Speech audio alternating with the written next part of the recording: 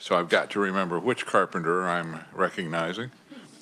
Secondly, Representative Barth has a point of personal privilege. Representative Barth. Thank you, Chairman Mason. I would like to take an opportunity to introduce you guys to a few people that are in the room here.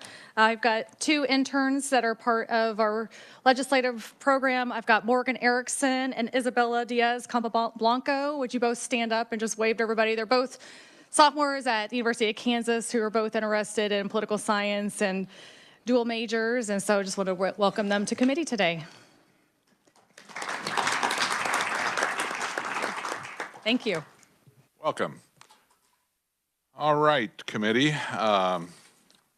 We've heard the KDAD's budget, and we've heard from the agency. And Thursday, we heard quite a bit of testimony regarding auxiliary enhancements. What is the discussion? What are the recommendations from the committee? Representative Clifford. Thank you, Mr. Chairman. I was very convinced by Representative Titus, who came in to talk about a study. So I would recommend additional $75,000 state general fund and added language to study the involuntary discharges and transfers from state licensed adult care homes.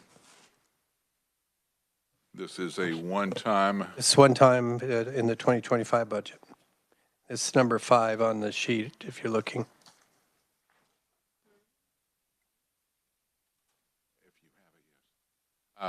Jill has the language, and she's going to pass that out. So I have an opportunity to look at it. Thank you. Thank you, Jill. Thank you.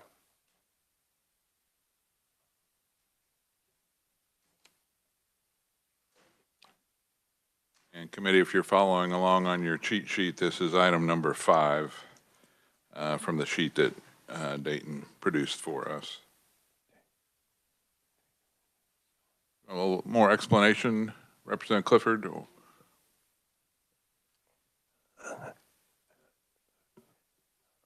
I think you'll see there are report elements 1 through 7. I think they're all reasonable requests.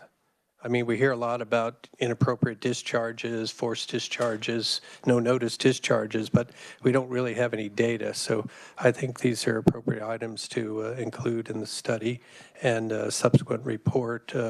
60 days seems like a reasonable time frame.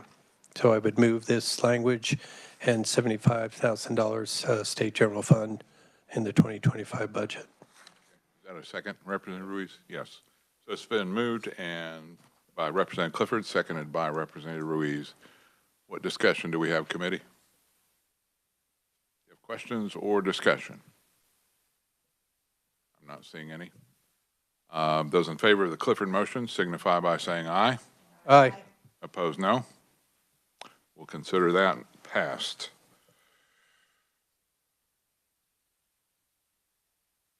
Okay, committee, what other recommendations might we have? Representative Ruiz. Thank you, Mr. Chair.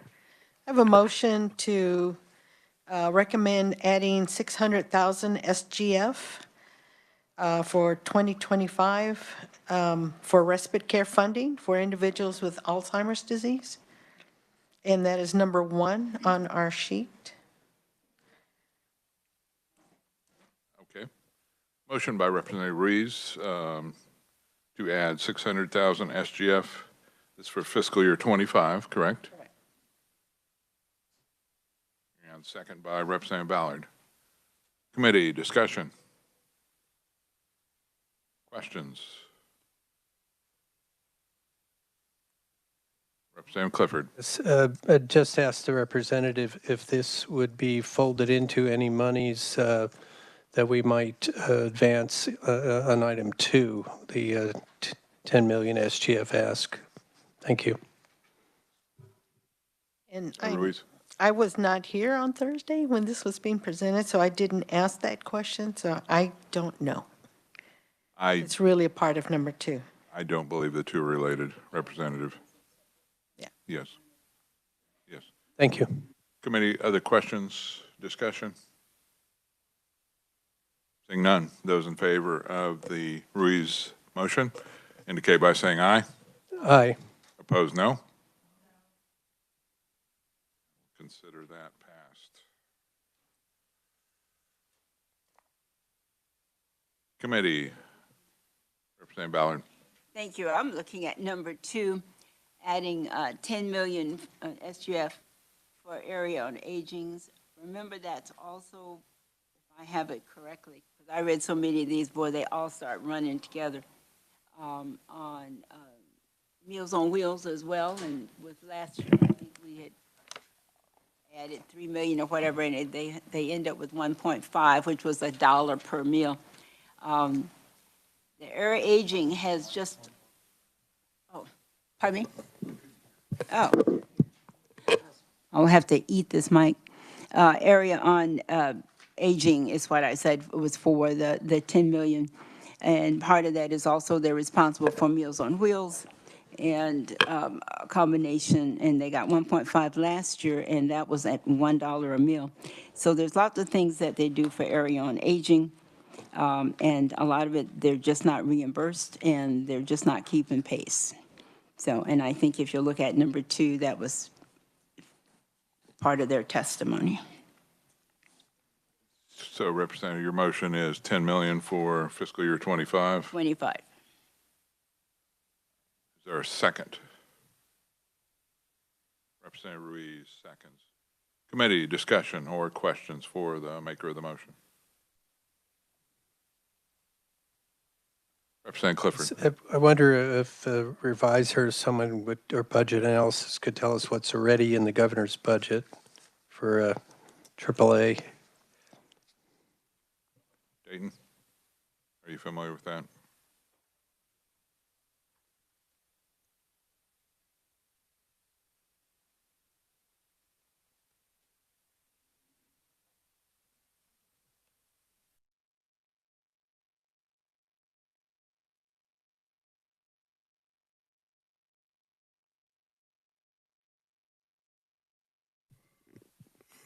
The only thing I have offhand is the amount that is appropriated for the nutrition services. I don't have the amount for their core funding offhand. I can look for that. I'm not sure if. What is that number that you referenced? For senior nutrition, the 24 approved amount was 18.7. That would only be for the nutrition aspect of their activities. This would be for the rest of their funding as well. Committee, other discussion?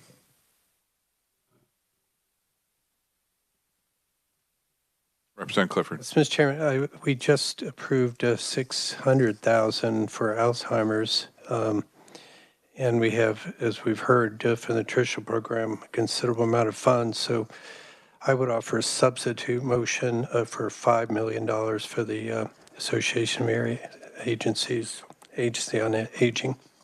Okay. We have a substitute motion from Representative Clifford, a second from Representative Droege. Questions or discussion on the substitute motion?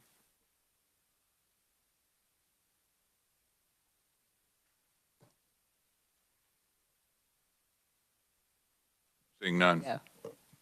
Yeah. Those in favor of the substitute motion for $5 million for the area agencies on aging, signify by saying aye. Aye. Opposed, no. Okay, we'll pass that for $5 million. Committee, what other recommendations do we have? Representative Clifford. Yes, Mr. Chairman, during the hearing, we heard from an organization, admittedly they're out of state, but called Shatterproof. And they have a website, shatterproof.org. I actually went on the website. It's an excellent resource for substance abuse. I did a survey with an N of 1 with my 21-year-old daughter who works at a county attorney's office, just to ask her if this would be a good resource for young people. She knows, as you probably are aware, young people tend to live on their phones and on the internet, and they may not be reaching out to conventional sources of information. And both she and I found this website to be very useful. There was excellent information on fentanyl, how to recognize overdoses, how to use Narcan. So I really thought this amount of $275,000 would be appropriate to give this a one-year try. So I'd propose adding $275,000 SGF and one-time funding to implement a technology platform to track providers for substance use disorders for fiscal year '25. What number is that, please? That's number 20 on your cheat sheet. Representative Clifford, as you looked at the website and did your own research on that, did you get a sense that this could help people in detoxing or anything like that, or is it more of just an education platform? Yes, thank you, Mr. Chairman. No, it wouldn't be acute as far as detox, but it would lead people. I mean, we have 988 suicide prevention line. I think people in this extreme condition might even dial 988 or 911. But I think this is an additional resource that particularly our youth who are threatened with substance abuse disorder would seek out online, and it provides excellent guidance to resources right where they live. And how would someone in crisis find this, or is it through web advertising? Is it Facebook advertising? Would it show up on searches or what exactly? I would hope that if we are putting state funds into this, that we would advertise its availability.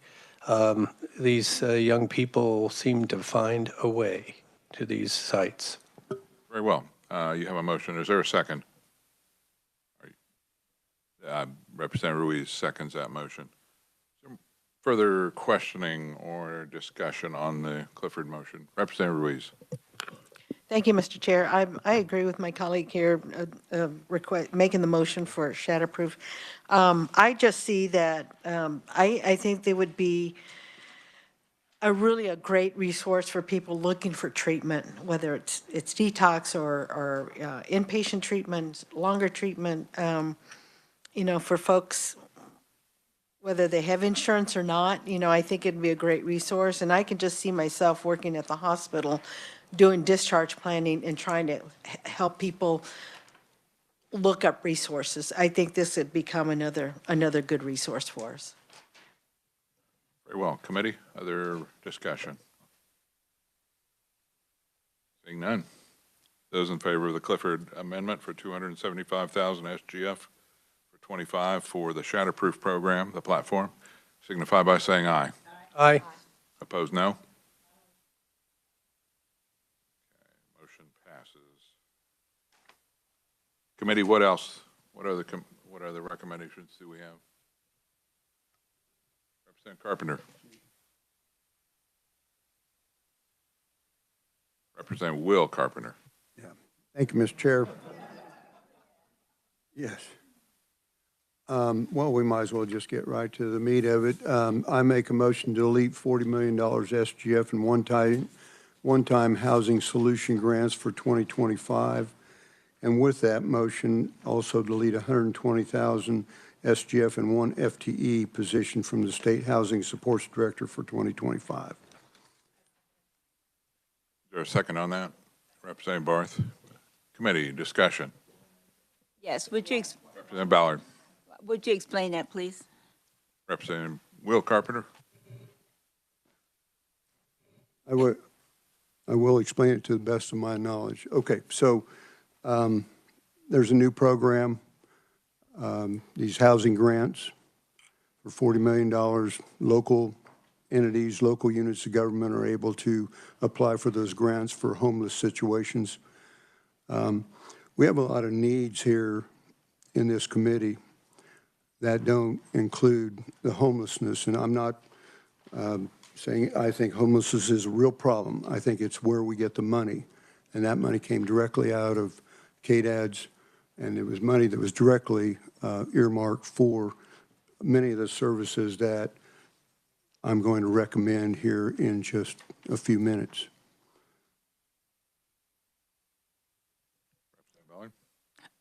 I'll wait for those, and if not, then I'll have a discussion about what you're submitting. Representative Ruiz. I didn't hear the first. Are you deleting or are you recommending, making a motion to I'm approve it? deleting 40 million. Taking it out? Yep. Okay. Committee discussion. Representative Barth. I'm in support of deleting the number as well for the housing project. I think for something that's this big of a project, for something that I would call kind of a pilot program, that there is just a lot of information that is not being presented. I think that we need a lot of more details about the plans, architecture, just information about what we're talking about specifically for such a large ask. Representative Hobson. Thank you, Mr. Chairman. With respect to this motion, the $40 million, this is actually a one-time ask.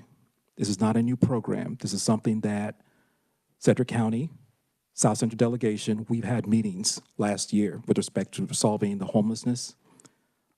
Cedric County commissioners, we heard from Commissioner Beatty with respect to the plans that they've already in place. Working with City of Wichita, providing services if this particular grant was to go through. Now, this particular grant is actually to purchase infrastructure to help the homelessness, and this is throughout the state. So it is not a new program. It is a one-time ask whereby municipalities, counties throughout our state can have funds to actually purchase infrastructure or get infrastructure to help the homeless. So I just wanted to point that out with respect to services. That is something that's already in Cedric County. I can speak for that. A coalition between the Cedric County and City of Wichita. So I just want to end it that way. So thank you, Mr. Chairman. Representative Will Carpenter. Thank you, Mr. Chairman. And in response to that, I'm not against this. There's a bill coming through the legislature at this point in time that will provide $40 million worth of funding. Should that pass, that would be a different, I'm just concerned about coming out of KDAD's budget. So if that bill passes, there's funding sources, other funding sources out there to fund this program. I think that's great. The other thing that I might add is this $40 million brings down $60 million worth of federal money. And the one-time money for this grant program brings down no federal money whatsoever. Any other discussion? Representative Clifford. I wonder if I'd ask the representative from Wichita about what's the cost to the county? Is there a number on the cost, what it's cost Sedgwick County to take care of the homeless? Representative Hobson. Repeat that question again. What's the cost of the county? Yeah, have you accumulated a number, millions of dollars of expenses? Just wondering what the scale of the problem is in Sedgwick County. I don't have that number as to what the scale is. What I do know is that Cedric County and also City of Wichita, when we had our meetings together with legislators for South Central Delegation, agreed that we need to partner, work together. Cedric County and with City of Wichita will handle some of the services with respect to security and other stuff. What was needed was pretty much an infrastructure as to where these particular, an infrastructure whereby we can actually house the homeless.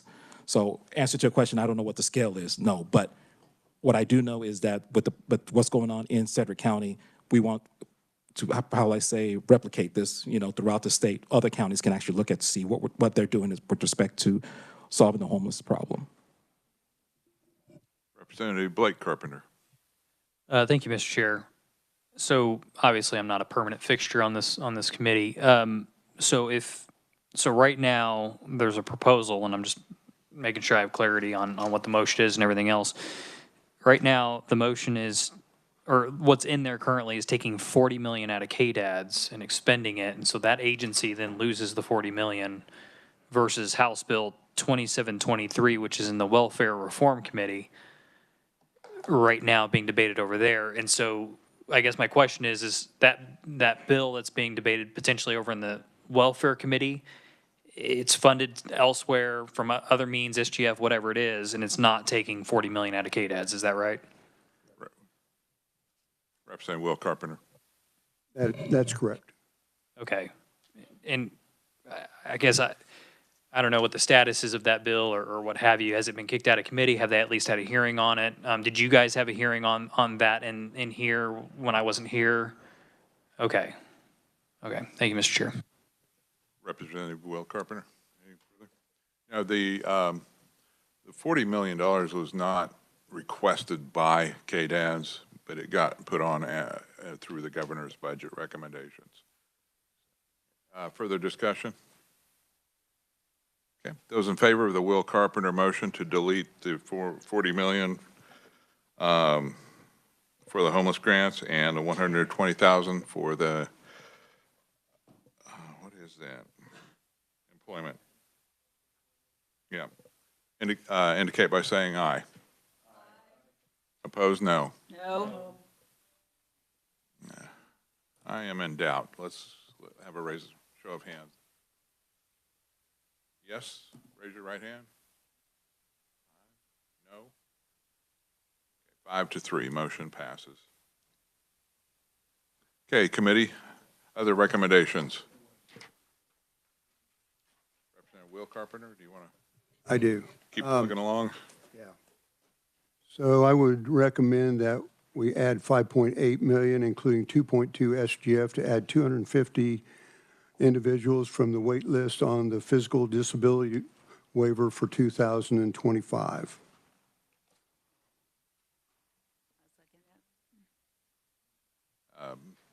Second by Representative Ballard.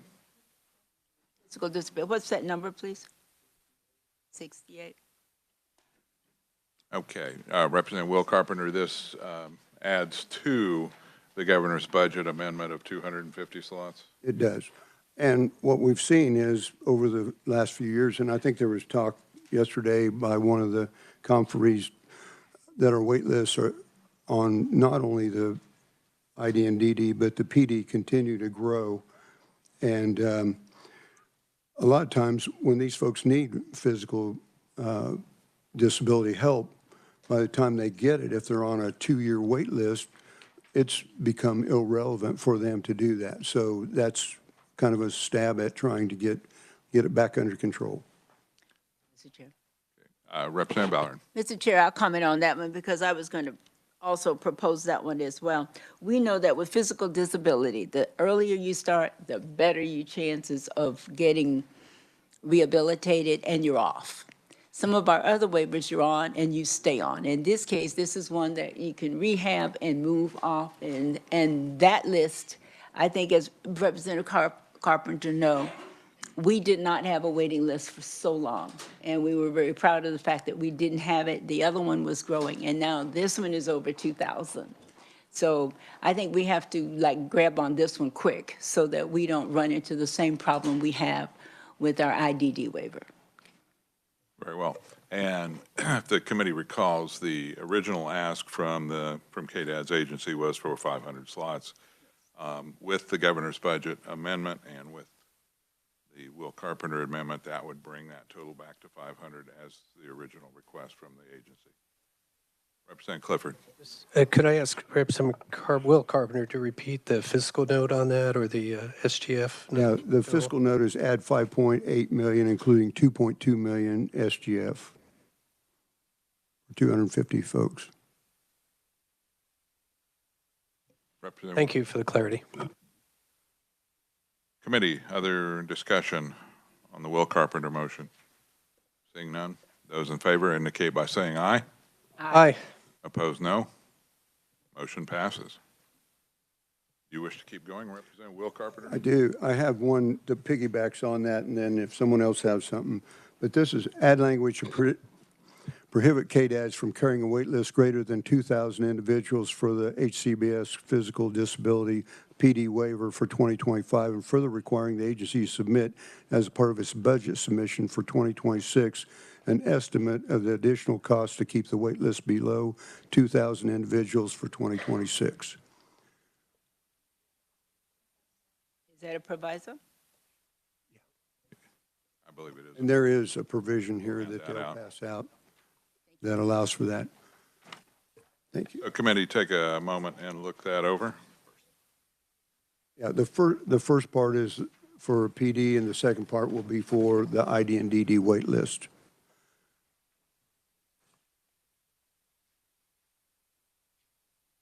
I would stand for questions. Okay. Questions, committee?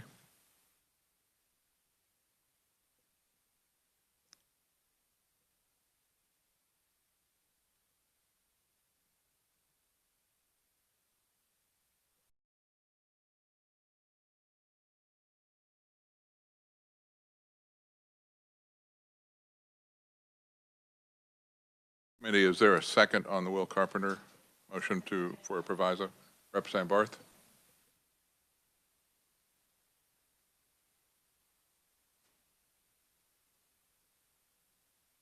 Okay, committee discussion.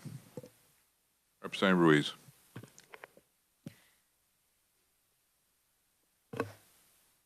One of my concerns with this is not hearing from KDADS how they're going to do this, how they're going to not have more than 2,000 eligible individuals.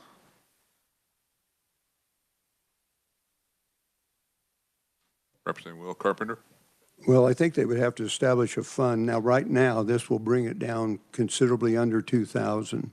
So we would just hope that it would never get to the 2,000 where it would. But if it would, they would have to establish a fund to pay for those that go over the 2,000 to provide services for those.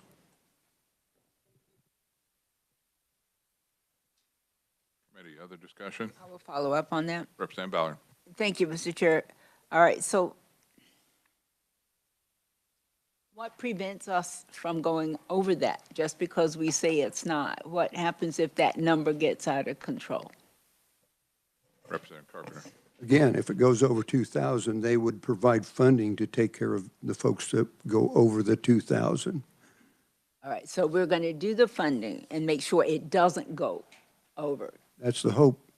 But if it does, then they'll provide the funding to take care of the people that go over the 2,000. May I ask you, was this discussed at all with KDADS, or we're just doing this ourselves? Yeah, just ourselves. And then we have to make the case on appropriations for, have we done a proviso similar to this? I don't remember us doing any kind of proviso similar to this. And you know how long I've been on this committee and how long you've been on it. Is this something brand new that we're trying not to get that list as over 5,000 the way we have the IDD one, or? Representative, I think that this addresses the fact that we shouldn't have these wait lists in at all, but we do, and if we can keep them under control to a manageable level. I don't think this has ever been done before, but I think we need to do something in regards to our wait lists. They just continue to grow, and we've seen that, and we know that, and this is an effort to stop that from continuing to grow. There's something to be said about it not growing, because we're not happy with the list the way it is now, and certainly the people of Kansas are not being served. For that reason, you know, I will support it. Like I say, it is new. We've tried it. If it doesn't work, we know what to do. That's a fact. Take it back. Representative Droege. Thank you, Mr. Chairman. I agree with all this. Do you have any idea what this is going to cost? I mean, we need to deal with the IDD and the waiting list. Representative Carpenter. I do not know what the fiscal note, it can't be a whole lot. Quite frankly, I don't think it's going to be anything until 2026, because this is going to pull the wait list, the 500 off the wait list is going to pull it down below, well below 2,000, and I'm not sure how long it will take to creep back up there. Thank you. At the very least, I think this gives us time to look at it as we look at the 26 budget. I have one other.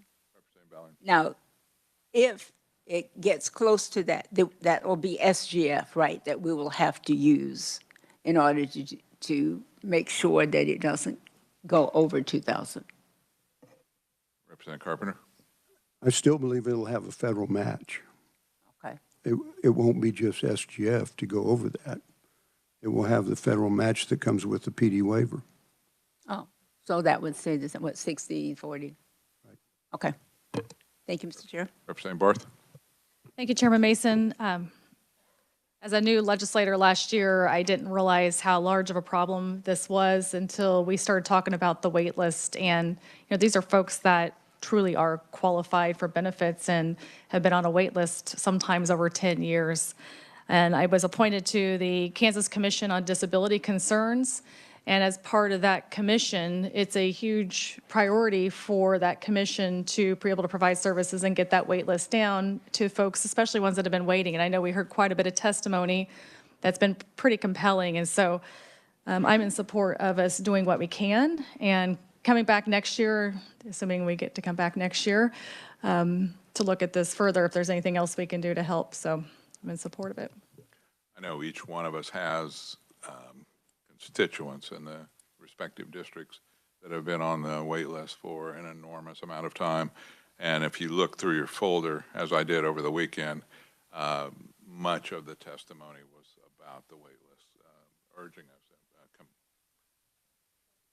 Yes. Representative Ballard. This is not dealing with IDD. It's dealing with PD. Right. Physical disability, two different waivers. Okay, I just wanted to make sure there's two, that because that one is over 5,000 and PD is our smaller one that we're trying to alleviate to that problem. But when you said the same as the ID people, I wanted to make sure we know which waiver we were talking about. Right now, he's classifications talking of about disability. the PD waiver. Okay. I believe we'll get to that other one. Okay. Thank you. Okay. Committee, other discussion on the Will Carpenter proviso? Seeing none, those in favor indicate by saying aye. Opposed, no. Representative Will Carpenter, you're on a roll. Yeah, I can stop anytime and let someone else No. get in here. Okay. Add 17.3 million, including 6.7 million SGF to add 250 individuals from the wait list to the ID and DD disability waiver for 2025. This just adds to what the governor funded through her GBA, and it brings the total up to 500, which was the agency's ask before all that happened. This, and I have similar language to what we just talked about on the PD waiver to cap it at 4,800. This will bring that waiver down under 4,800, I think about 100 underneath that. So it may or may not reach that cap. But my concern about the cap is that every year we've just been dealing with the wait lists, both PD and ID going up, and we're now at 5,300, thereabouts. I don't know any other way not to stop the wait list. And keep in mind, and I'll give my little spiel here, this is a 3-year process. And folks were going around the Capitol last year or this last week, and they wanted 1,100 off. I said, we can't do it. We don't have the capacity. This is a 3-year deal of capacity starting back in 2020 and adding, the first time this committee added 7%. COVID ate that up. We might as well have burned that money. We came back the year after that and added 25% to the ID and DD. And then this is the 3rd year now. So we have built a capacity over the last 3 years to take care of, I believe, 500 people. The providers are also on board with this. They believe that this is a reasonable number of folks that we can take off the wait list that they can provide services for. And it's not just about having the money. It's about being able to provide the services, and we all know that.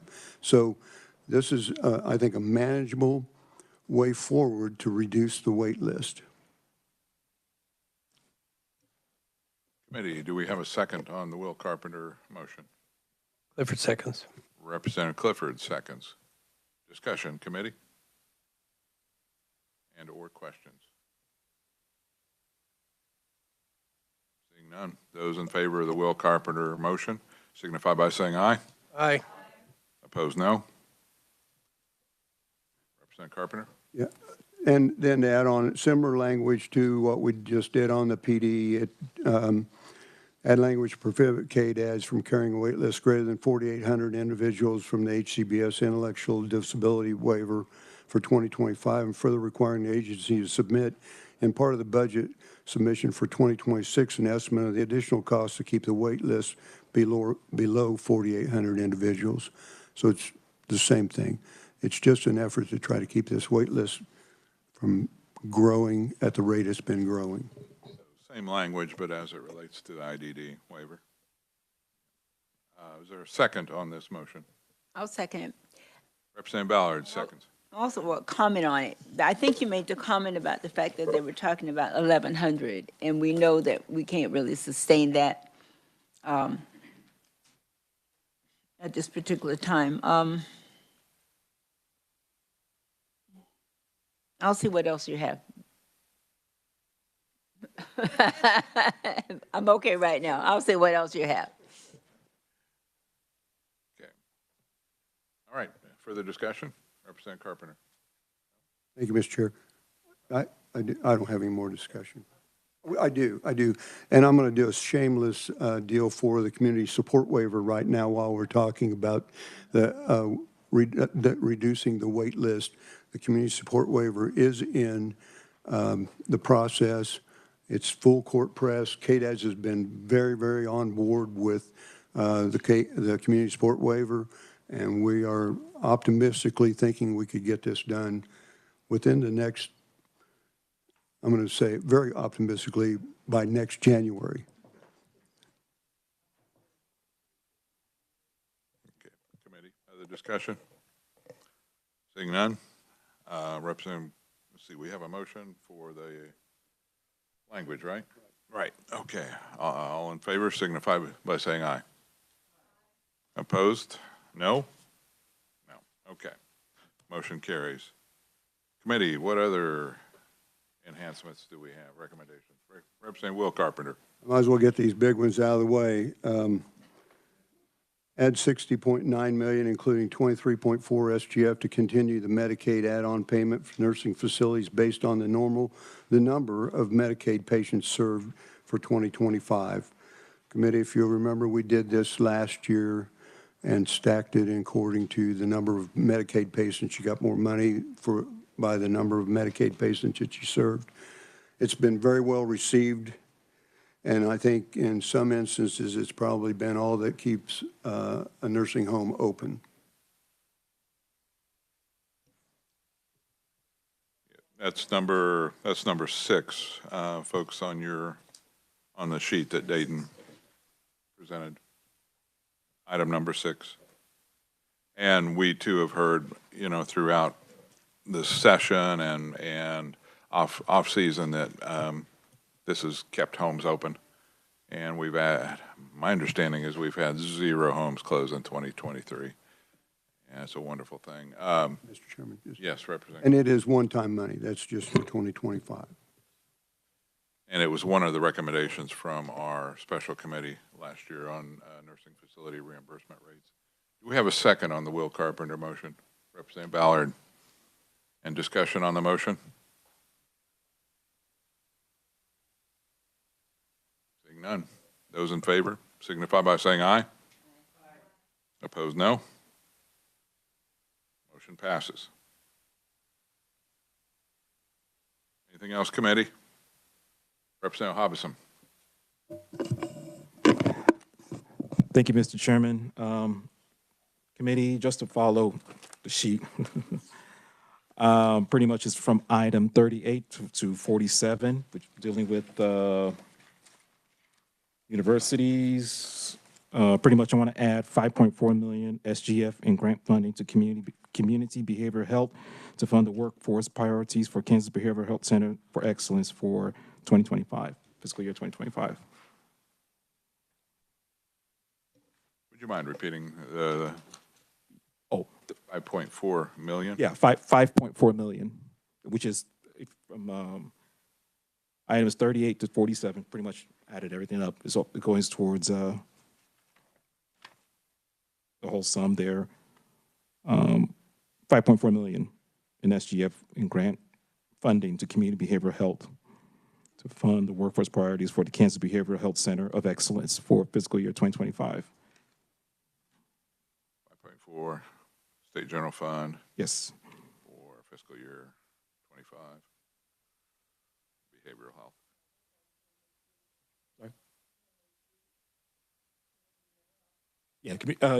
Community behavioral health. Committee, is there a second on the motion?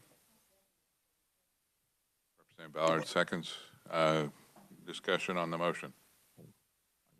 I do want to say this was ongoing as well. Yes, do you want to explain that further, Representative Hobson? Well, this with respect to ongoing, this is actually academic. Some of the funding that they're requesting. We did hear testimony that with respect to behavioral health, psychiatric doctors, medical professionals, there's like a huge concentration in the northeast part of the state, but there's in other parts, that's where they need help with. So this actually will address this particular problem. That's why I added all from item 38 all the way down to 47, which addresses, Wichita State University, also with KU Medical Center. Committee discussion on the Hobson motion. KU School of Medicine, I should say. Representative Clifford. Yes, Mr. Chair. I was going to say Madam Chair, sorry. I'm trying to do the math. Are some of these overlapping? Because it certainly comes out to greater than 5.4 million. None of the overlapping is a total sum with respect to all of them going overlapping. And Is that? 38 through 47 again, for clarity. Oh.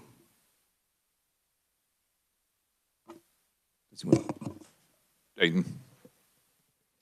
Thank you, Mr. Chair.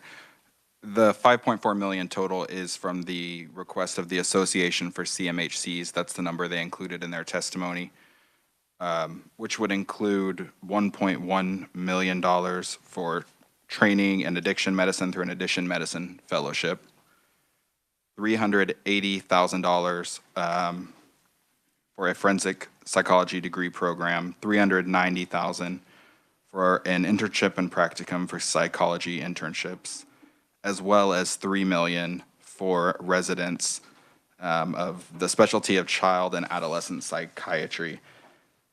I believe the number in the chart should be $3 million for item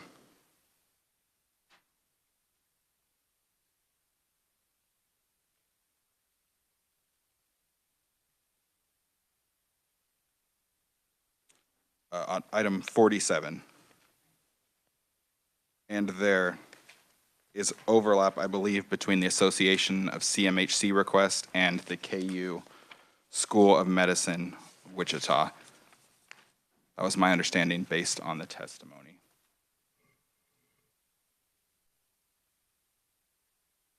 Committee discussion. Thank you for clarifying that ask. Thank you. Representative Droege.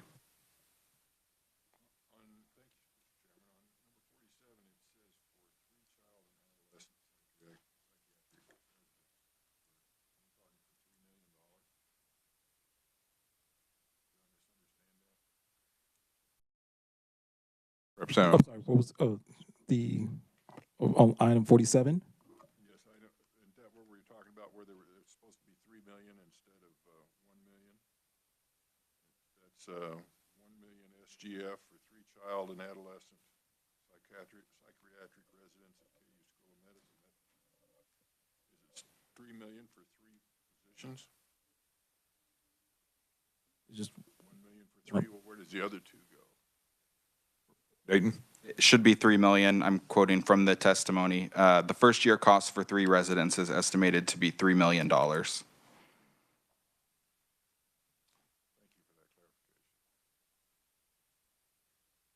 Question? Representative Clifford. No, was this not combined with line 39, the original KU School of Medicine request? So it would be 15 child and adolescent psychiatric residents plus 3 child and adolescent psychiatric. They read the same, just different number.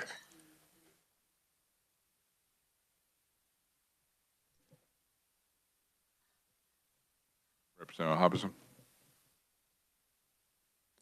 it does include that as well. I mean,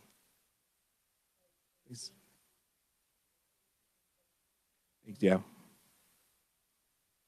Yes.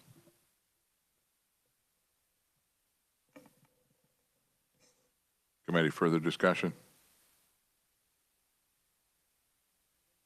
And that's all for the Center of Excellence? So the total amount is 5.4? Let me ask the chair first. Is that the what's the total amount? I'm unclear. Me too. Dayton, do you have is it 5.4? Mr. Chair, the total requested by the Association of CMHCs in their testimony was $5.4 million. That's what I'm seeing. I mean, that's what I thought I was seeing. Okay.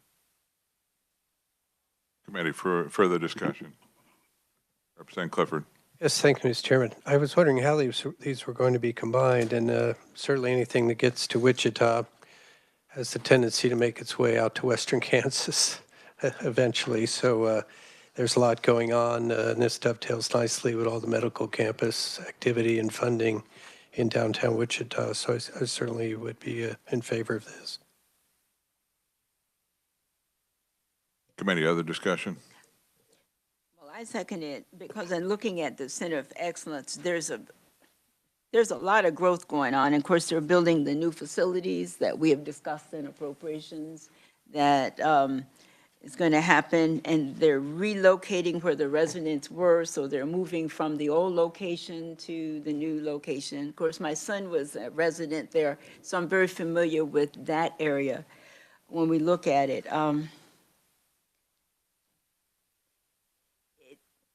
It just seems that it's innovative and it's creative, and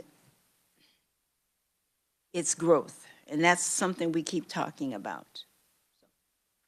For that reason, I would really support it. Committee, other discussion? Seeing none, those in favor of the Hobson amendment signify by saying aye. Aye. Opposed, no. I'm in doubt. Could we have a show of hands? Aye? No? We're tied. Motion fails. Committee, other recommendations? I have a question. Yes, Representative Ballard.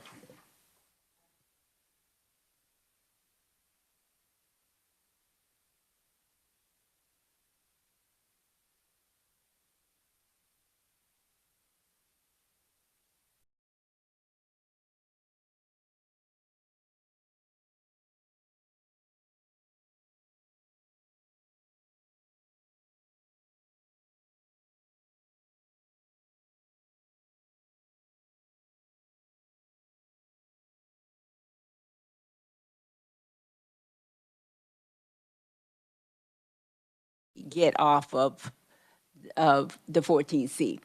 The federal government, if they're doing what they say they're going to do, will probably pass regulations about this.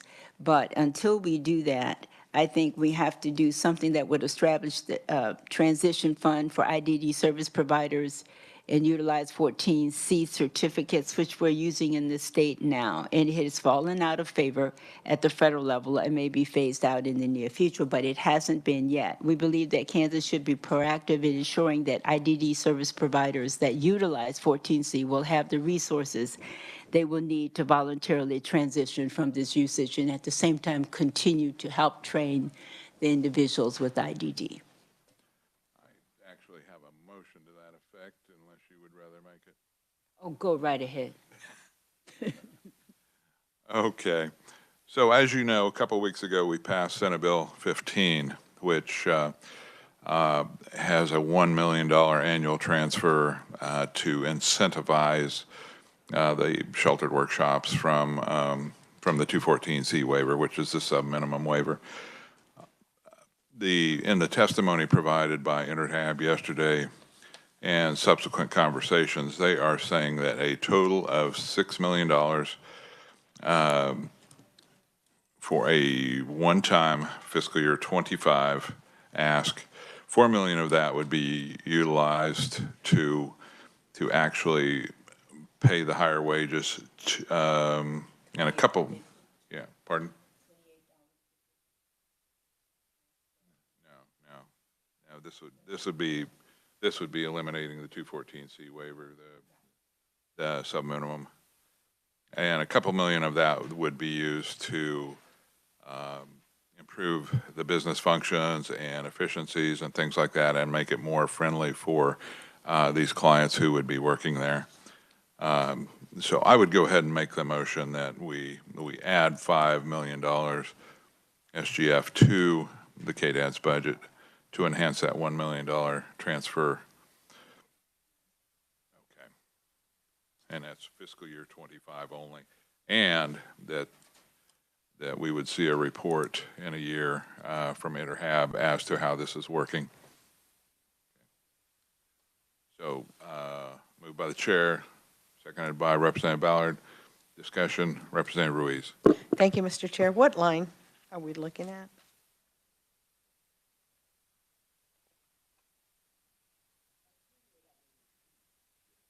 Yes, 28 on your worksheet provided by Dayton. Another follow-up question. So this is on top of the 1 million that's already, Yes, that's in the bill? So Yes. so Senate Bill 15 specifies a $1 million annual transfer for grants to incentivize a transitioning away from the 214C waiver. Was that a one-time, that the SB 15? I can't remember. That's an annual transfer, but it is a grant. So as we wean these people or these companies off of that, then the grants would be not utilized. Another question. Representative Ruiz. I would be in favor of this, and especially since you said that there would be a report back to the legislature. I would like to see, as far as data that is going to be collected, do we see how many of the individuals who are working there, one, get a higher salary, and two, that there is integrated, they're being moved into integrated employment? Well, and I think that's actually one of the sub-goals is to create that integrated workplace so that they can utilize the tax credits that were offered in Senate Bill 15. Thank you. Committee, other discussion? Mr. Chairman. Yes, I would only Mayor Ballard. comment that last year we tried to do something similar to this, and it just didn't fly. And we know that eventually if we want to do something and get them to that point, that those companies will take that incentive. We almost need to do something like this. And so that is why I brought it up, and I'm glad you had that on your schedule as well. Thank you, Mr. Chair. Okay, committee, other discussion? Representative Barth. Thank you, Chairman Mason. I just have a question for clarification. So will they have to submit for reimbursement so that we're funding up to the 5 million, or are we just giving 5 million, and if they don't use it, they get it anyway? Well, I believe these are grants to, so the sheltered workshops would have to show how they're going to transition away from that, and then it would be based on size and clients served. And does that mean that next year the budget will be adjusted for whatever rate it is, since we did pass that Senate bill? No, well, the $1 million would be from the base bill. Senate Bill 15 would be included in it, but this is a one-time ask for this $5 million.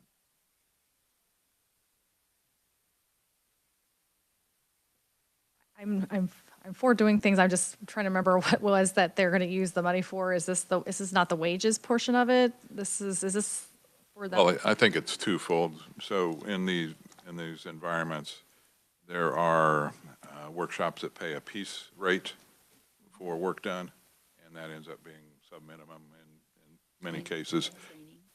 And so part of the money would be used to actually elevate those rates to minimum wage. Part of the money would be used to make efficiencies within those organizations so they would better adapt to the clients. May I add for that? Yes, Representative Ballard. All right. So in order to assist the 14C providers in successfully transitioning, a fund is needed. So basically provide for increasing worker wages in the 14C settings to a minimum wage, and provide funding to assist providers in becoming more efficient and competitive to aid them in continuing to center-based work opportunities for persons with ID when they no longer can use 14C to help bring work into those particular settings. So there's a lot more that really goes with it, but mostly with the transition and the training, and to make a transition from the fact that they can no longer use those certificates.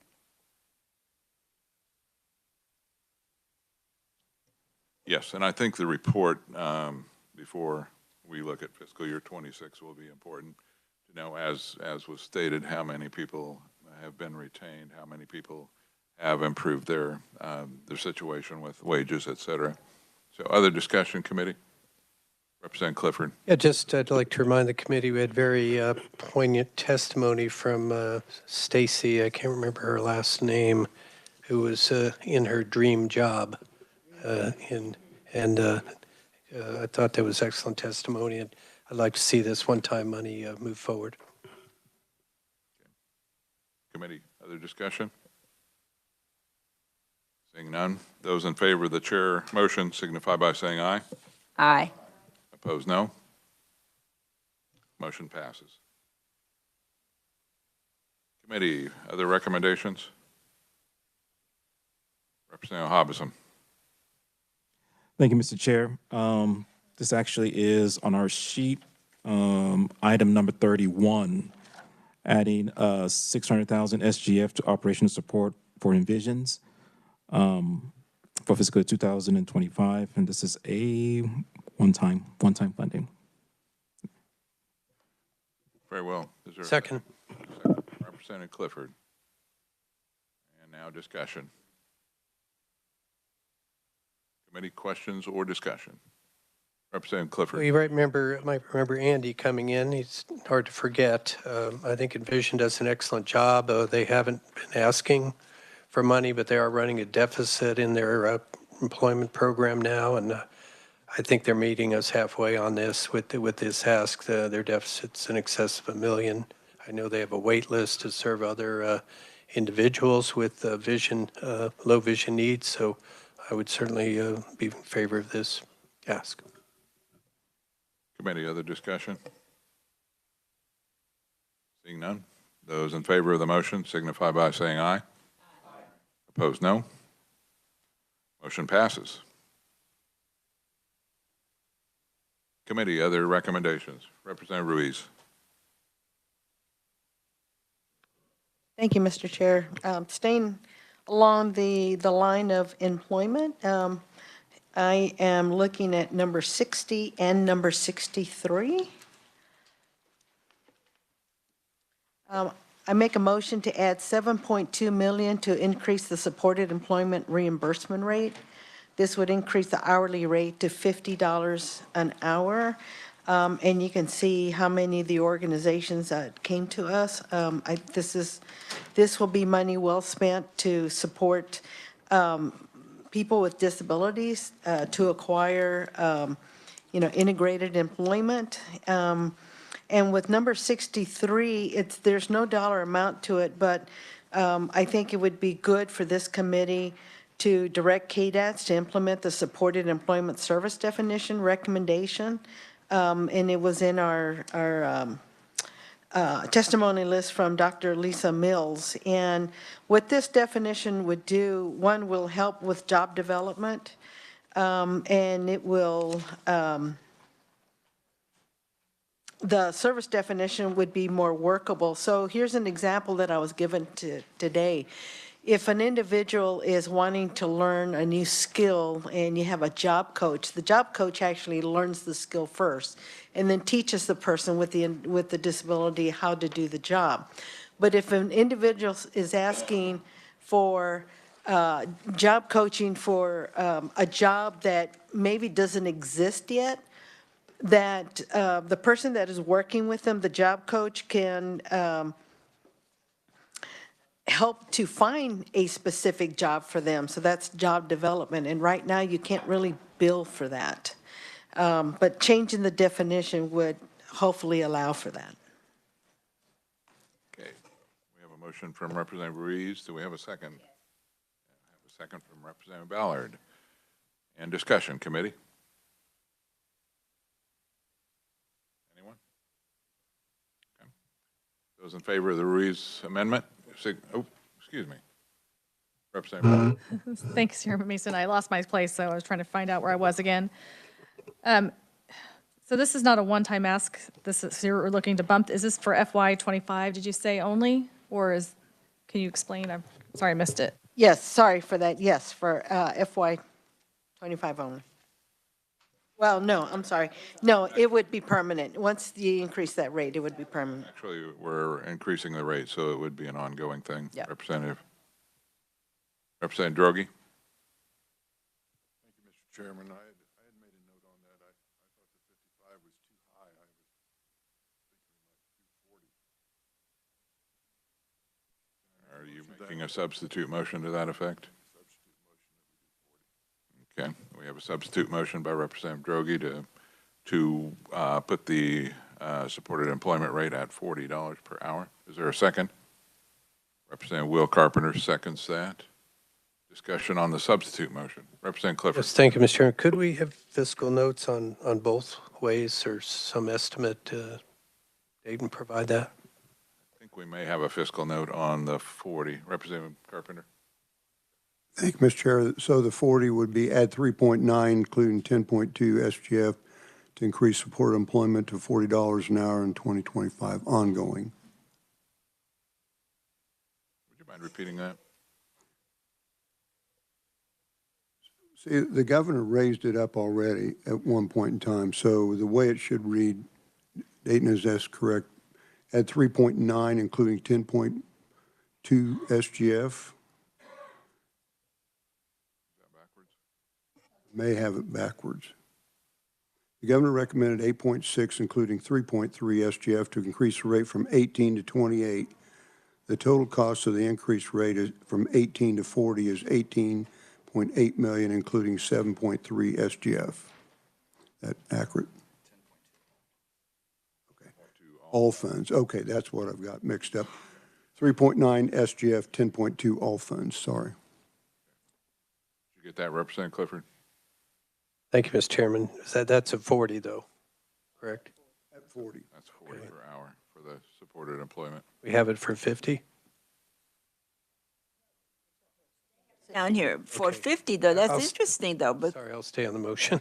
yes, but, Mr. Chair, that's interesting because at 50 per hour, it's 7.2 million, including 2.8 SGF.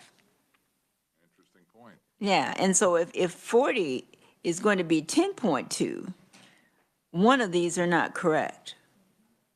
Can we get some clarification? I misspoke. Mine's 10.2 all funds, not SGF. Oh, okay. So it's 3. But that's for 40 an hour? Right. Does that include the governor's ask? It would be on top, I believe.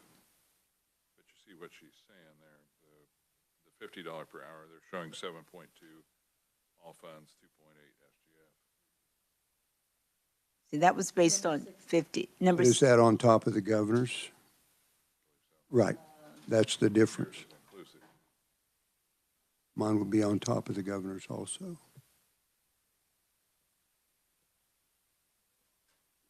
Well, the chair is confused. Representative Barth. Thank you, Chairman Mason. Can we point out in the budget that we have here for KDAD's, what page that the governor has this in the budget on? And maybe that can help us. It would be in, we don't have that. That is on page 25 of the budget analysis. You see the agency requested 29.9 million, including 11.5 million SGF to increase that from 18 to 53. The recommendation was $28 per hour. The recommendation of the governor was $28 per hour, which would be 3.3 million SGF. Representative Barth.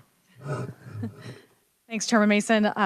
that really helps for pointing us in that direction, because I went back to my notes on that, and for some reason, I know we did this over a week ago, that she wanted to do a partial adoption to change it to $28 per hour, and I would be more favorable to the lower amount, not the higher amount, with it being quite a big jump all at once. Okay. I'm still really unclear, Dayton, as to what the actual numbers were for 50 and what the numbers were for 40 on top of the governor's. If you could clarify that for us. On top of the governor, the addition, as Representative Carpenter said, to get to 40 from 28 to 40 would be 10.2 all funds, 3.9 SGF. So what, To get to 50 would be 27.3 all funds, 10.6 SGF. And if you look at that relationally to what the agency requested, that's about $1 million less, and they requested a couple dollars more.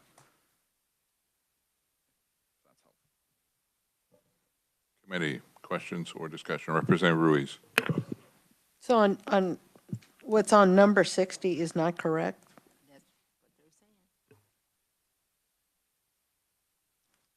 Apparently not. Mr. Chairman. Just to Representative point in, Clifford. so what we just heard from Dayton was the agency requested $53 an hour was the 11.5 SGF, 29.9. But getting us back to the amended motion, Representative Droege is $40 an hour, and that's 10.2 all funds, 3.9 SGF. Is that correct? That's the way we're saying it, yes. And I certainly would be in favor of that. Further discussion, committee? Representative Ruiz. I just want to point out that how much this is needed, whether we go with the 50, the 55, 40, whatever.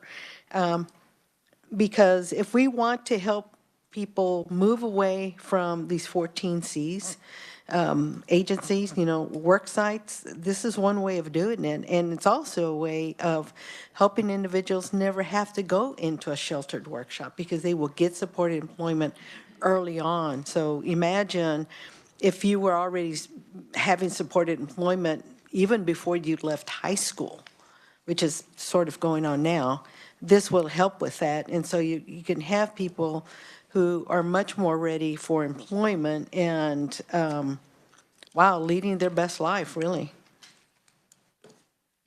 Very well. Committee, other discussion? So, Representative Barth. Sorry, I just thought of something.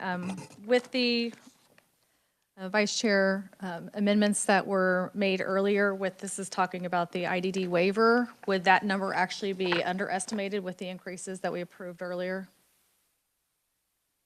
Representative Carpenter. That again? If I'm thinking through this clearly, the previous amendments you made to, lower the wait list for the IDD waiver, and so we added more people off the wait list, right? And then if we increase the dollar amount for this IDD waiver here as well, that the number that you just gave would be based off of the old numbers and not the new amended numbers, right?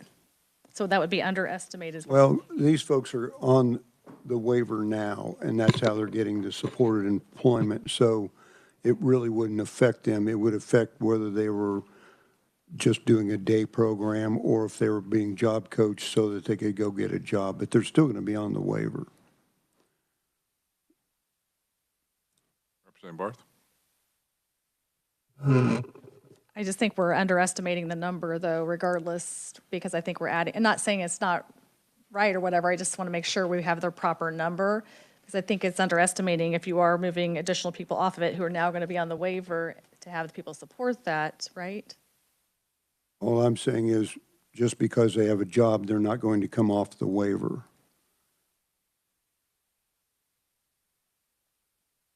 Okay, let me think through it then. Okay, very good. Committee, other discussion? so, Representative Ballard. so right now, we have a substitute motion for 40 an hour. That's correct. 10.2 million all funds, 3.9 million SGF.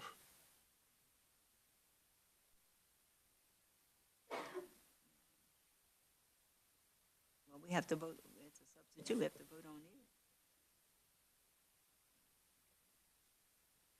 Representative Carpenter?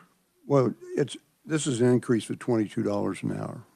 So it makes it, at the very least, they don't lose money on providing supported we were woefully inadequate at $18 an hour. I mean, folks were probably spending $20 an hour for that person, their employee, to try to provide supported employment.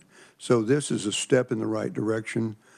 At $22, it's over a 100% increase. So let's go there, see what we are looking at, and check it out next year. I couldn't agree with you more. And I think a lot of our neighboring states are at $50, $55 an hour too. You know, may I? Representative Ballard? Probably should be at 50, but it is a big jump for us to go to that point. Do they need this? Yes. Should we be doing it? Yes. Not because other states are doing it, but because cost of living and we're woefully low. But because it is a substitute notion and we're going to vote on it, we can. And if we find that's still not doing what we need, then we can make changes. Very well. Committee, other discussion on the Droege amendment or substitute motion? Seeing none, I'll recap. So we would change the supported employment rate to $40 per hour. That's 10.2 million all funds, 3.9 million SGF. Those in favor of the Droege substitute motion signify by saying aye. Aye. Opposed, no. Motion passes. Committee, other recommendations? Representative Will Carpenter. Thank you, Mr. Chair. So I have one here to add 5.2 million, including 2.0 million SGF to increase the specialized Medicaid medical care rate from 47 to 51.50 an hour for 2025. We continue to struggle with attracting folks or getting people to work in that environment. And might add that it was asked for at $55 an hour, and this is at $51.50. So it's a little bit of it's about $1.5 million less than what the agency has asked for. And the number, please, is that 61? I don't pay attention to those numbers. I was trying not to, but I have to go there now. Is it 61? Yeah. No, we just finished 60. 57. 57. Okay, I see. That's the T1000 rate. Does the chair repeat that again, please? That's 57. And the Carpenter motion is to raise the hourly rate to $51.50. Am I correct on that? And it's 5.2 million all funds, 2 million SGF. Yes, sir, ongoing. Ongoing. So the IDD and the TA waiver. TA is the technology assisted waiver, Exactly. correct? Yes. And for those of you, I'm sure all you guys, it is incredibly expensive for these folks to go into the hospital.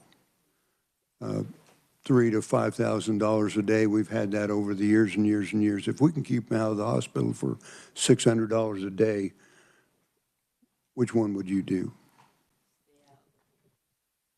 Okay, we have a motion by Representative Carpenter. Is there a second? Yes. Representative Ballard, seconds. And discussion on the motion. No discussion? Seeing none, those in favor of the Carpenter amendment signify by saying aye. Aye. Opposed, no. Motion passes. Committee, are there other recommendations? Representative Carpenter. Let's change gears and get into lottery now. So back in 2000, Jill, so back in 2000, and I don't know, Representative Ballard would know, but they tied the revenue from the lottery machines, and those go to the crisis stabilization centers and also, and we heard this testimony, to the Breakthrough Club. So we're running up against the cap of it's raising more money as more and more lottery machines are coming on board. So this motion is to raise that cap basically to 12 million a year from the 8 or 9 that's in there.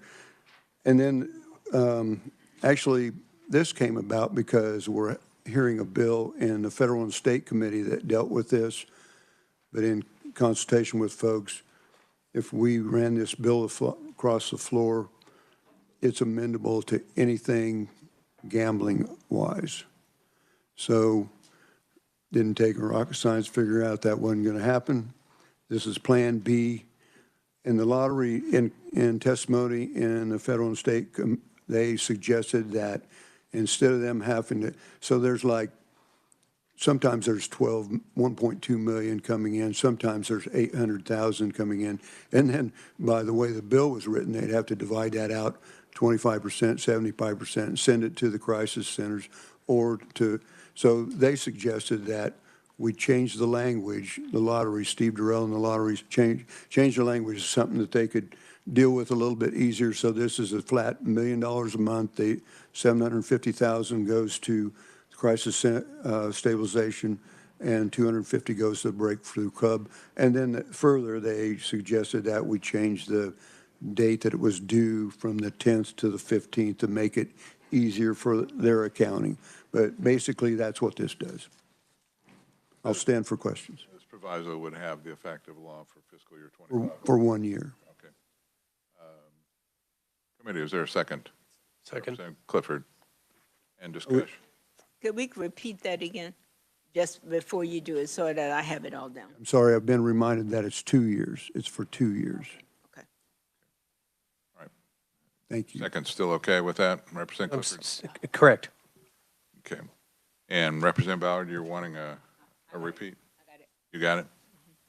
Okay. Discussion on the Carpenter proviso.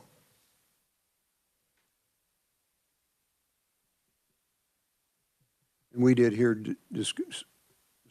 we did hear testimony, and it's number 12. If you want to look, it's number 12.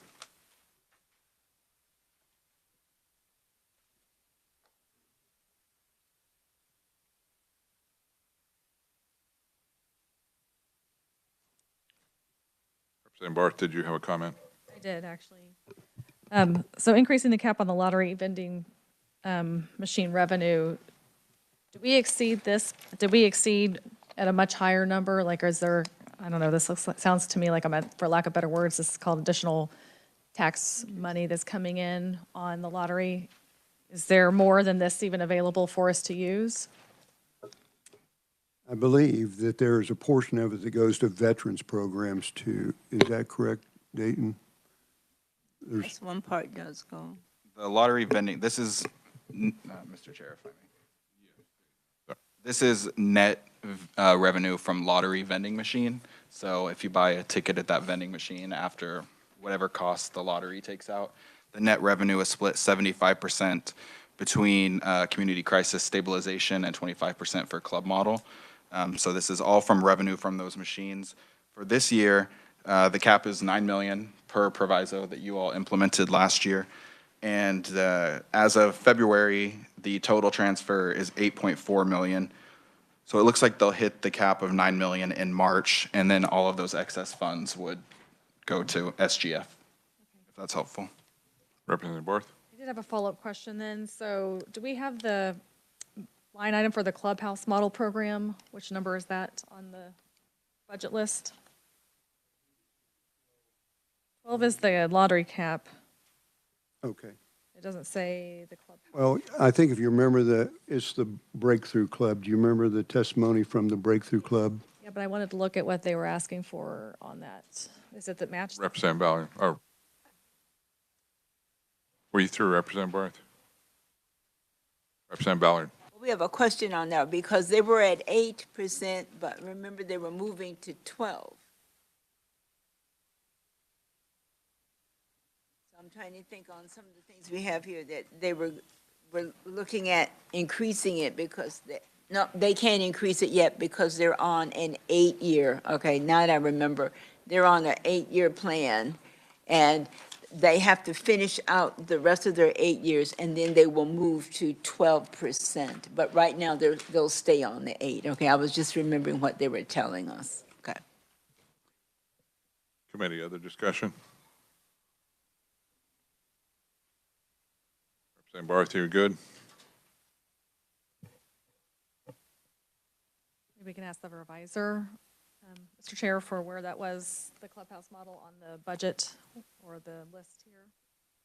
Dayton. Thank you.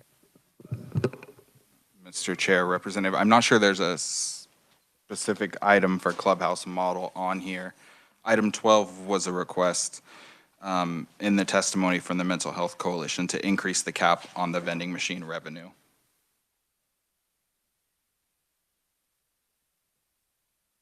Committee, other discussion?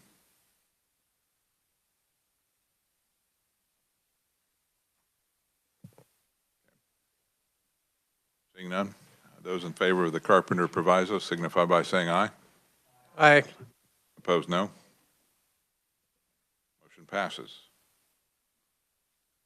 Committee, do we have other recommendations for the KDAD's budget? Representative Ruiz.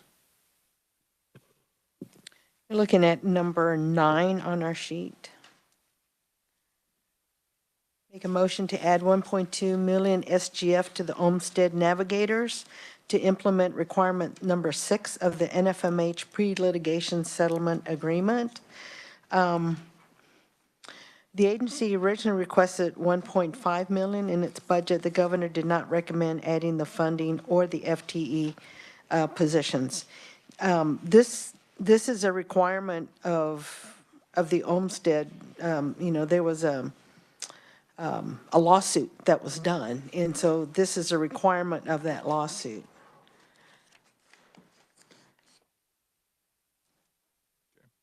You've heard the motion from Representative Ruiz. Is there a second? Representative Ballard seconds. Representative Droege, discussion. Thank you, Mr. Chairman. I made a note here about needing some more clarification on this Olmsted and then clarification on, basically have to do it then if it's the lawsuit said that we need to pay this? Representative Ruiz, you have clarification on that? I'm looking at the testimony given, written testimony given us by the disability rights, and I've not located that yet.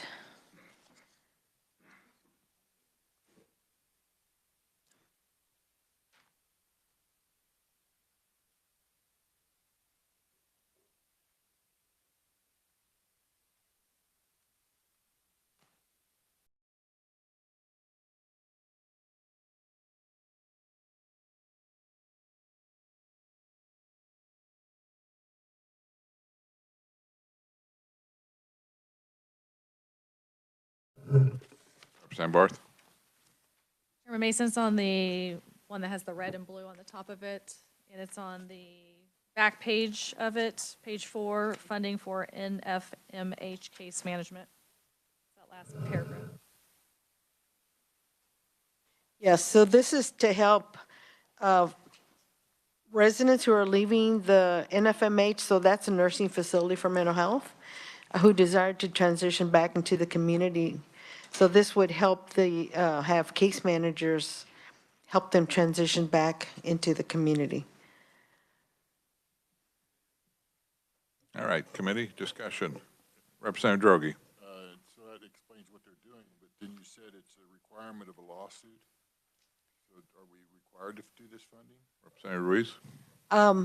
I understand that is a requirement of the lawsuit. I have not talked to the governor's office to find out why we're not funding it, or if there's funding somewhere else that's coming for that we are not made aware of. So I'm not certain of that. Is there a way we can find that out?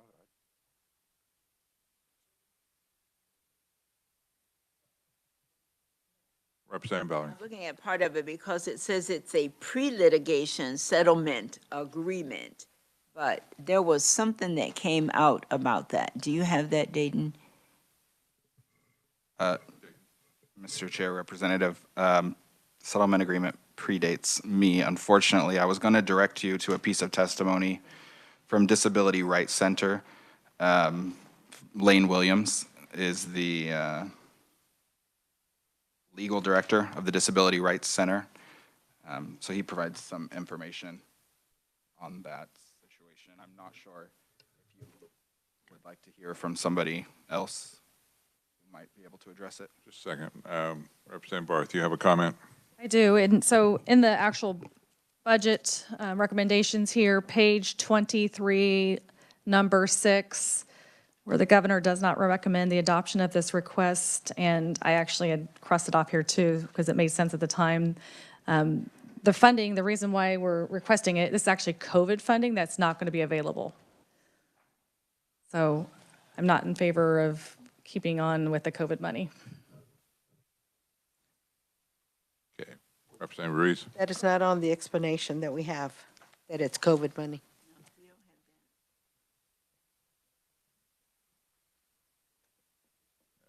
Representative Barth, would you mind pointing that out again, the page and the number of the actual budget? Yeah, that's on the actual budget, page 23. 23, It's at the top of the page, number 6. number 6. So the agency requested 1.5 SGF, and the governor does not recommend adoption of this request.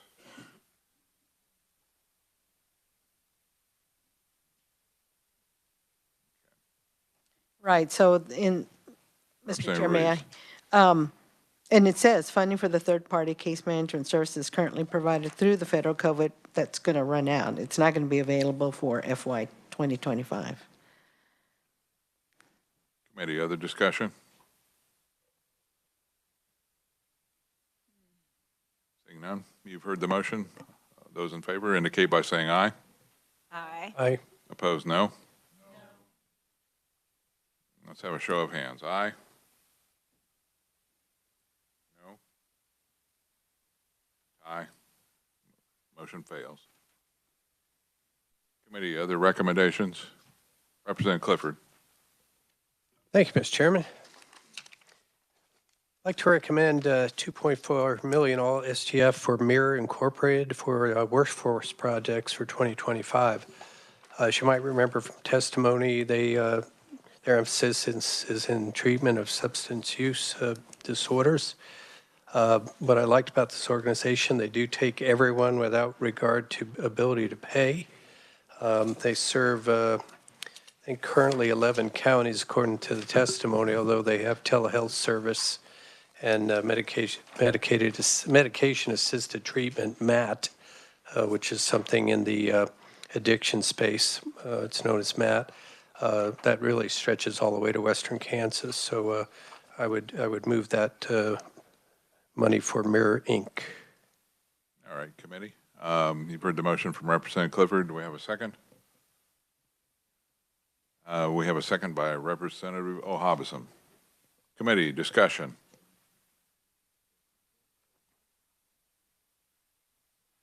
Yeah, it's line 34 on your sheet that Dayton provided.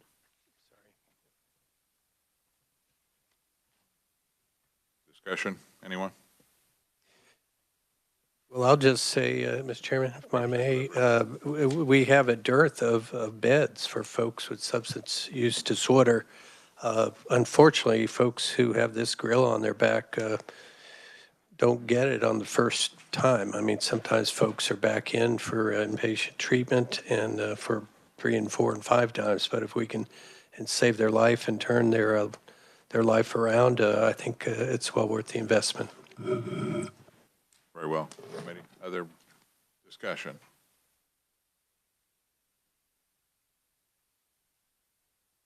Seeing none. Those in favor of the Clifford motion indicate by saying aye. Aye. Opposed, no. Motion is passed. Committee, are there other recommendations?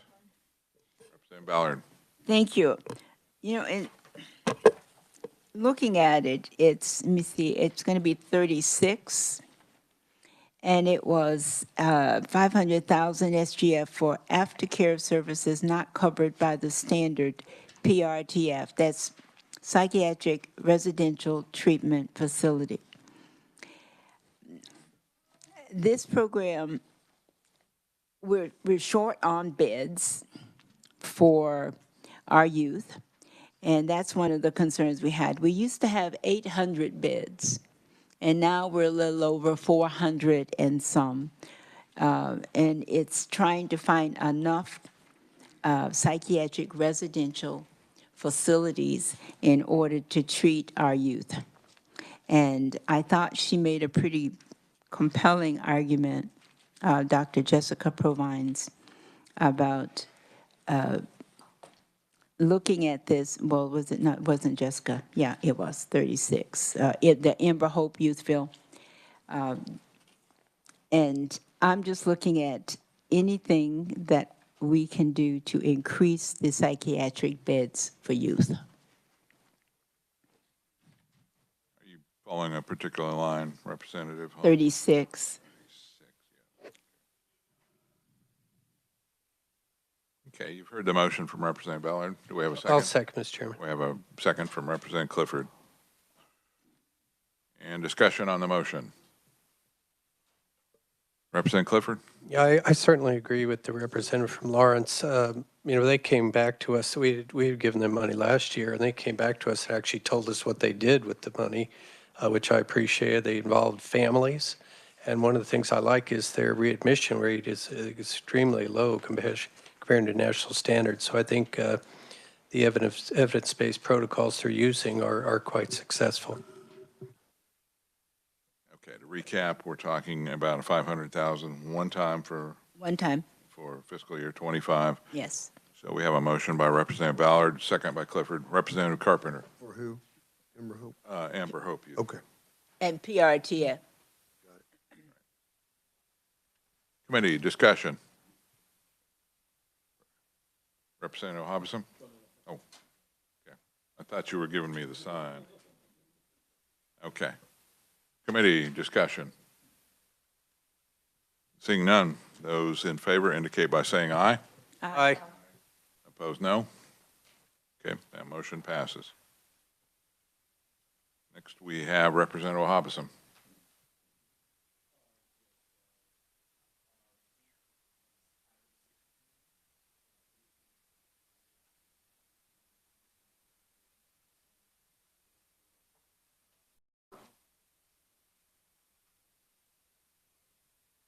Am I coming in clear? Did I say it correct? I'm not sure what the, Oh, item number 16 pretty much is a proviso indicating support. Oh, sorry. I recommend the House Committee on Appropriations support funding a bus tour of the mental health hospital. This is something that we actually did a couple years back to see what they actually do, where funds are going towards, and all of that. So just to kind of for legislators.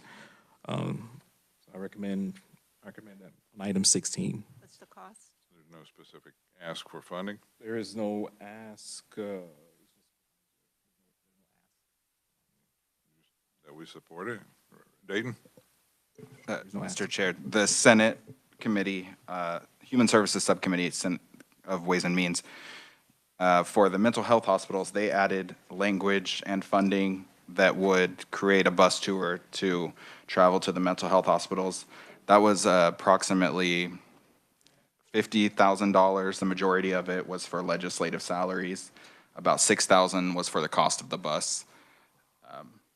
So this recommendation would be for the House Committee on Appropriations to support that. It would basically duplicate the Senate's ask, is that right?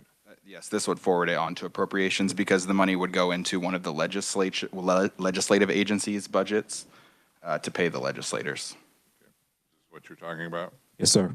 I will second that. Okay. And comment? We have a second by Representative Ballard and a comment. You know, before COVID, every other year we took as appropriations, audit, building construction, and Senate, we took a bus tour. And we would go either west, we would go east or whatever around, and we looked at our funding agencies. And that was extremely helpful. And then we had tours to look at our mental health facilities. And we just stopped doing it. Part of it was because we didn't have the money, and then, of course, COVID, we didn't go. But I think it's very helpful for us to look at the agencies we fund and for people to know who we are. And so we can see what those facilities are that we fund and what they're doing. It's not a very expensive endeavor, but I think it's very useful, especially for people to see us out there going around and looking at the facilities. Okay, we have a motion by Representative Hobson, second by Representative Ballard to more or less mirror the language from the Senate for a bus tour. Discussion. Seeing none, those in favor signify by saying aye. Opposed, no. Okay, motion carries. Representative Carpenter, do you have another? Mr. Chairman, thank you. I would make a recommendation adding 6.2, including 2.4 SGF to increase PACE Medicaid rates to 90% of the amount otherwise that would have been paid to if participants were not enrolled in PACE. It's number 35 on your sheet. Mr. Chairman. Clifford seconds.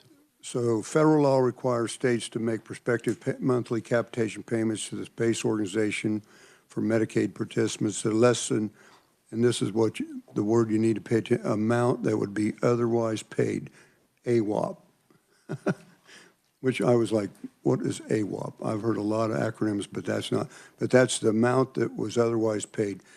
So what we've seen over the years is PACE now, Medicaid and Medicare eligible individuals, the average amount paid for the three PACE organizations category is now 85.2%. Medicaid eligible over 75 is 83.7, and Medicaid only eligibility 55 to 64 has slipped down to 77.5. And so they're requesting 2.4 SGF, 6.2 all funds to increase it to 90%. Did we get a second on that? I can't recall. We do have a second. Representative Clifford. Committee discussion on the Carpenter amendment. Which one?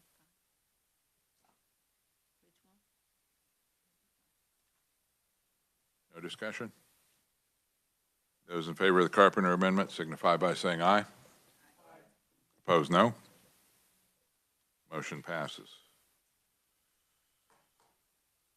Are there other recommendations for the KDAD's budget? Representative Ruiz. Thank you, Mr. Chair. Looking at number 32, and I make a motion to add 200,000 SGF for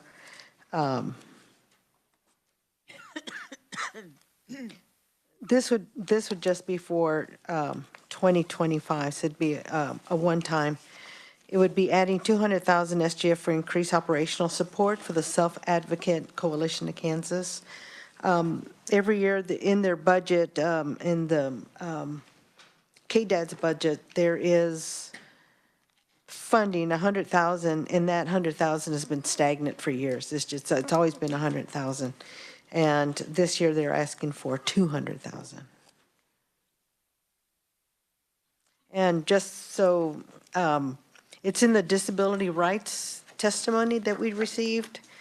And it's called SAC, for short, Self-Advocate Coalition of Kansas. And just so you know a little bit about what they do, it's a statewide advocacy group. And it's with, the group is made up of adults living with intellectual disability or developmental disorders. And they teach and empower people with disabilities to exercise their voice, live self-determined lives, and create change for all people in their communities and beyond. Okay. Representative, you said there's already 100,000 in the governor's budget. Yes. Are you wanting to make a total of 200,000? So Yes. you would increase it by Adding 100,000? 100,000.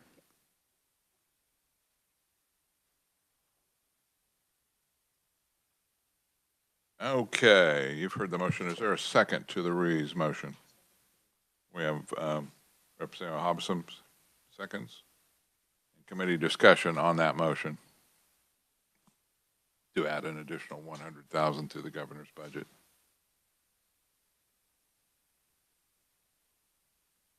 Seeing no discussion, those in favor signify by saying aye. Opposed, no. I'm in doubt. Can we have a show of hands for aye? Noes? Okay, motion passes. Committee, are there other recommendations? Representative Carpenter. Thank you, Mr. Chair. I promise you I have three more. And this one here is just three more. This one here is relatively easy. It's number 30 on your sheet. It comes to us from the CDDOs. Apparently in the past, they have a fund, well, they have a fund now, but it used to be much larger, but it was a fund that was for excess costs for the ID and DD waiver. And this fund number is 1,4001, and they're allocated in state aid right now $4.658 million. This fund used to be $19 million in the past. I would make my motion to add $1 million, and we will take a look at it and see if that's adequate. I have no idea where it's at on that. It was a very difficult fund to find, and Brad, thank you very much for finding it for us. Brad with Kate has found this fund.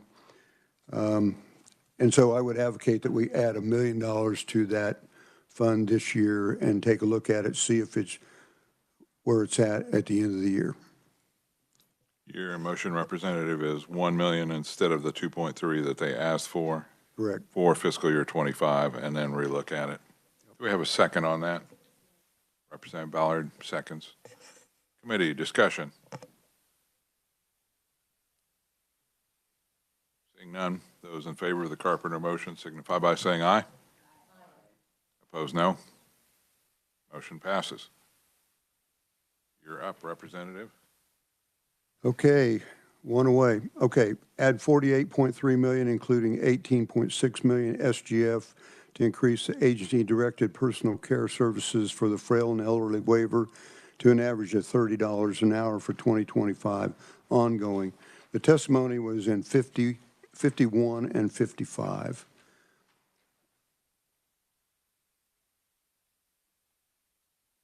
Committee, we are not able to provide personal care for frail and elderly folks in a lot of our rural areas.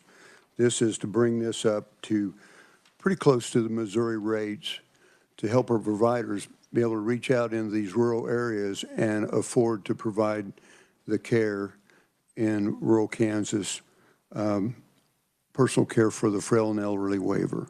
So this brings it to $30 an hour. Missouri is, our rate right now is 456 and, or no, 501, and Missouri's is 814.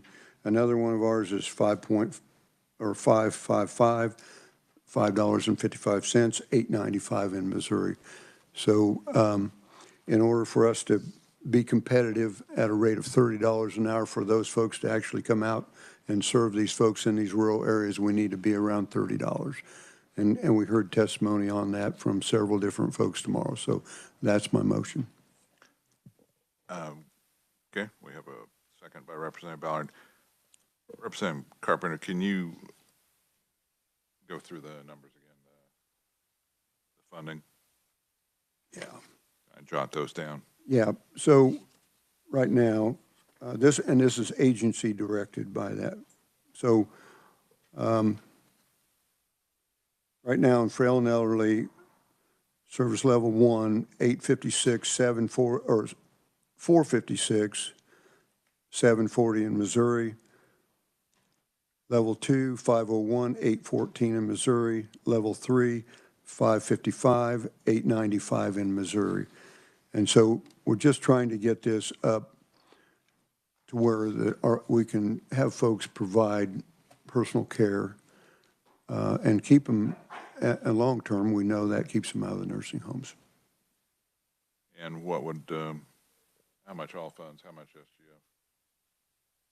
Would you mind? 18.6. 18.6.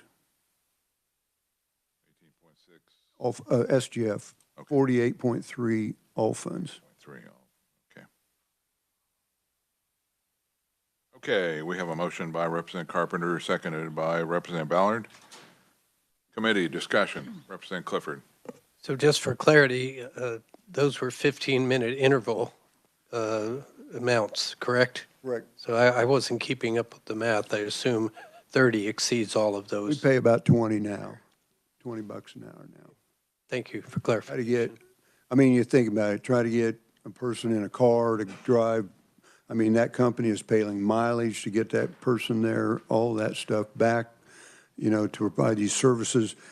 That's why they're not there, is because they can't even provide those services for what we pay. Committee discussion on the Carpenter motion. Yes, I have a comment. Representative Ballard. And I would go so far as to say, and if they can find somebody to go in a car to go get them, I mean, because that creates a bigger problem. But with frail elderly, you just can't have anybody do it, because frail elderly could have all kinds of disabilities and all kinds of needs. And it's just very difficult to get people. And what we've found out is that if they have some continuity of the same person and all, they feel a lot safer and they do better in this setting. But when you have to keep getting new people all the time, that's very disruptive for them. So 30 an hour is not that much.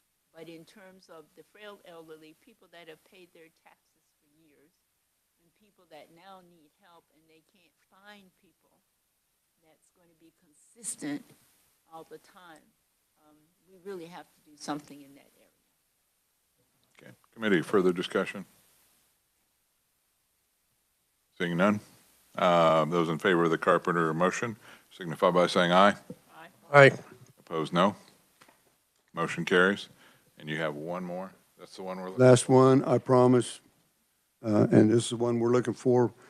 So this doesn't come from us, this may come from some of the testimony, but this is kind of a common sense deal.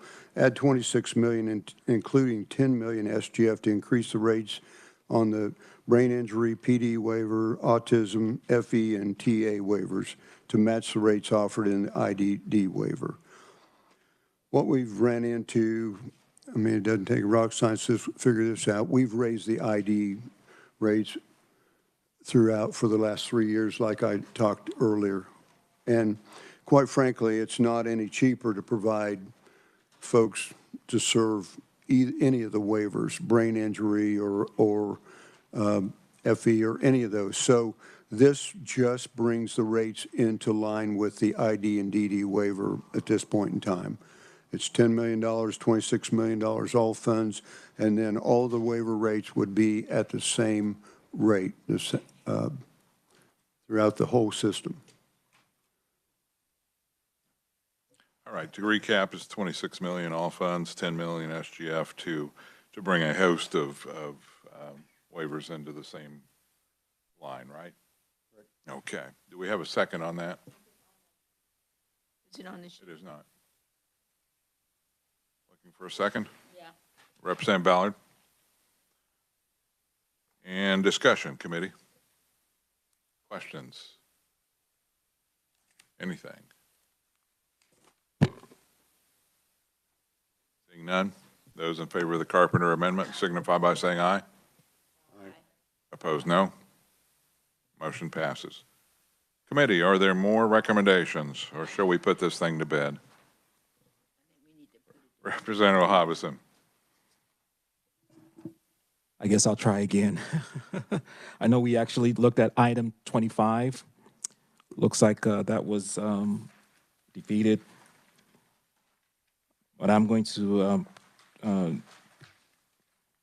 bring the attention to item 27 and also item 26 regarding the $40 million in housing grant.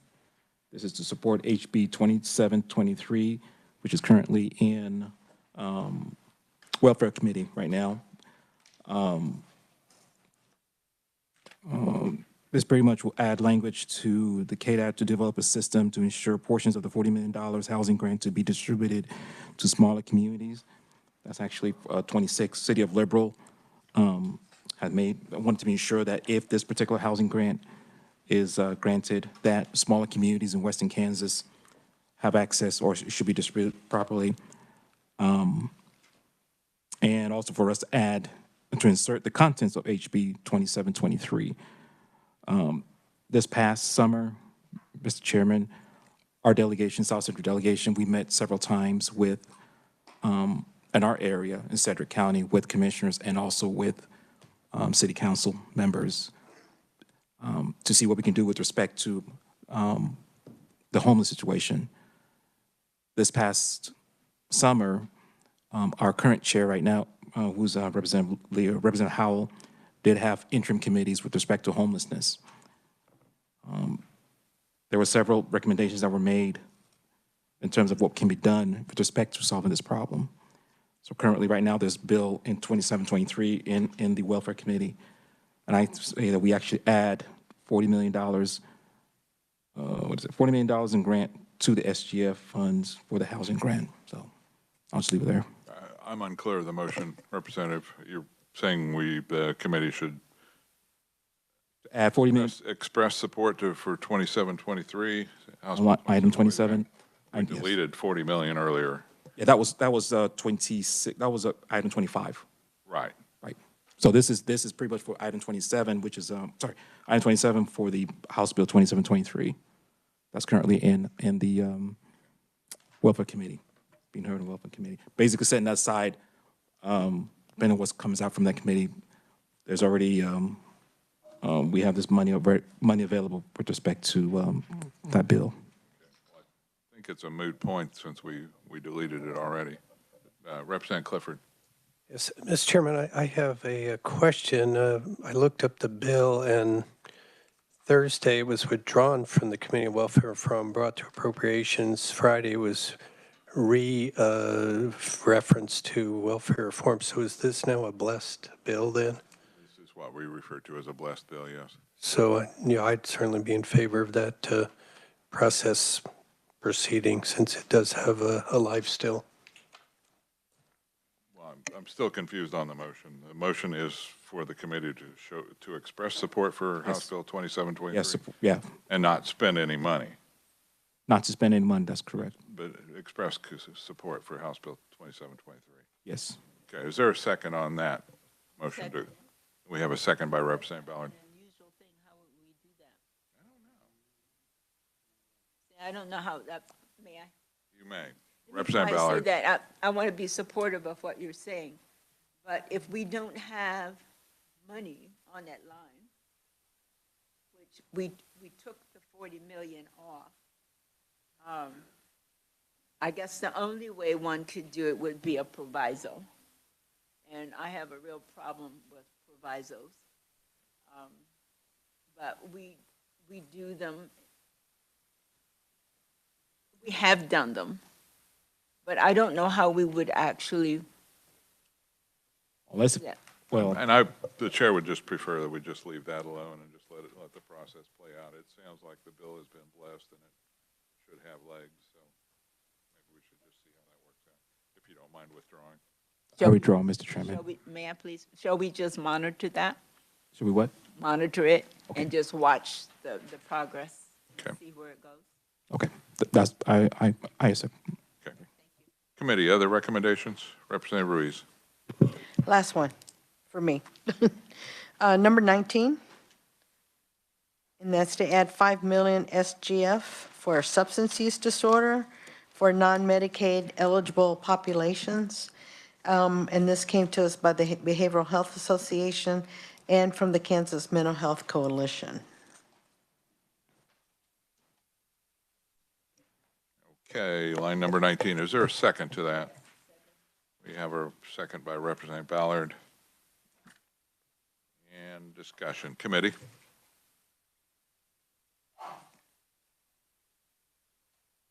Seeing no discussion, those in favor signify by saying aye.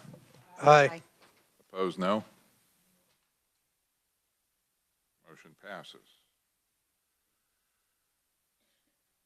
Committee, further recommendations? Seeing none, I would entertain a motion to pass the budget for fiscal year 24 and 25 out favorably.